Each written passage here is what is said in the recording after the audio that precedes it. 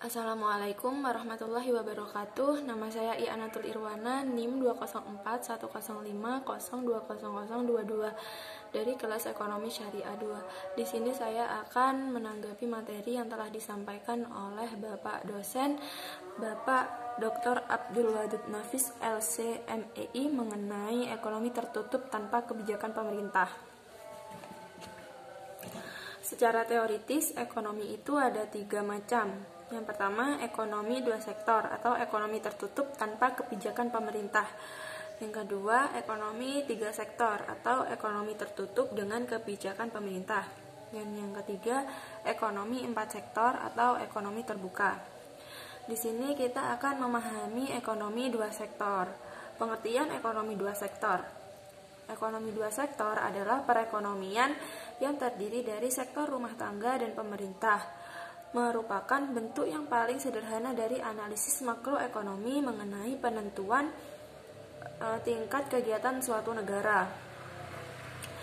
Diagram alir perekonomian 2 sektor, ada rumah tangga produsen atau perusahaan atau yang memproduksi barang. Kemudian ada rumah tangga konsumen yang mengkonsumsi barang.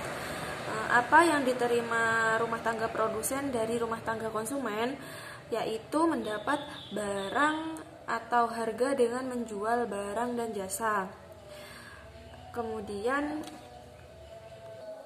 apa yang dikeluarkan yaitu barang dan jasa yang dibeli oleh konsumen.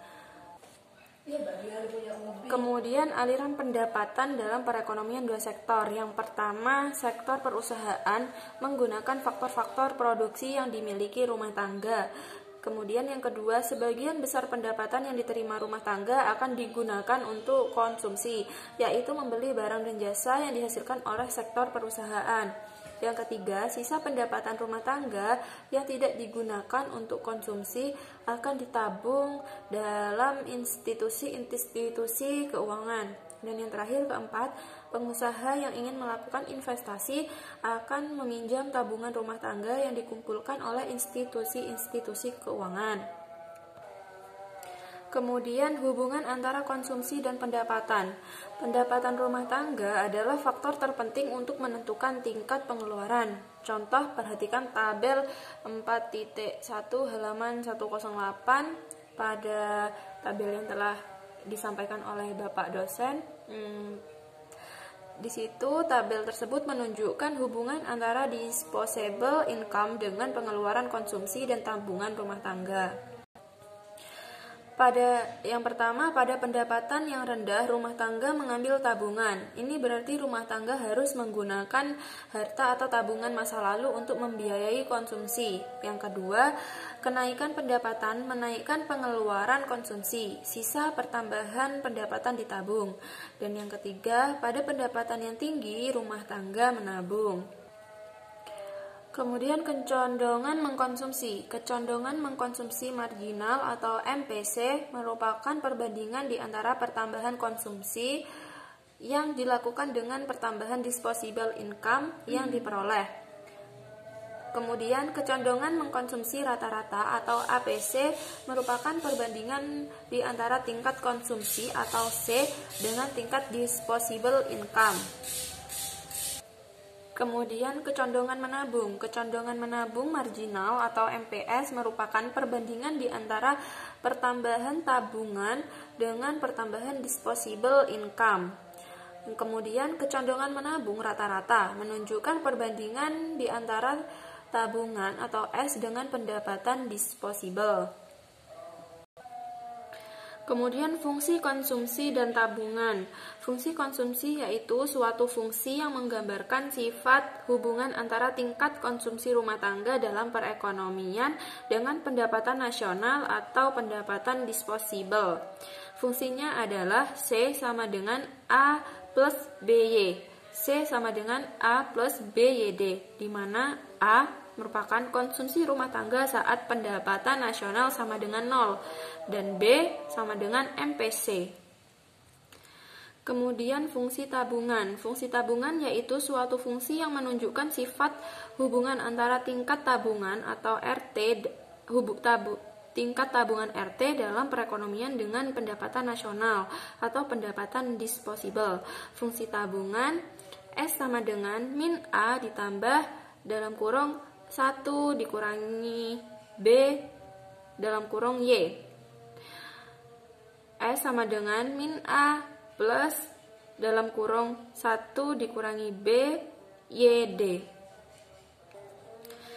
Kemudian investasi dan fungsi investasi. Yang pertama, pengertian investasi.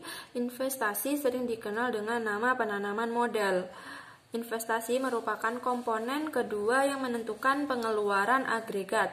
Investasi merupakan pengeluaran atau perbelanjaan penanam modal atau perusahaan untuk membeli barang-barang modal dan perlengkapan produksi untuk menambah kemampuan memproduksi barang dan jasa yang tersedia dalam perekonomian.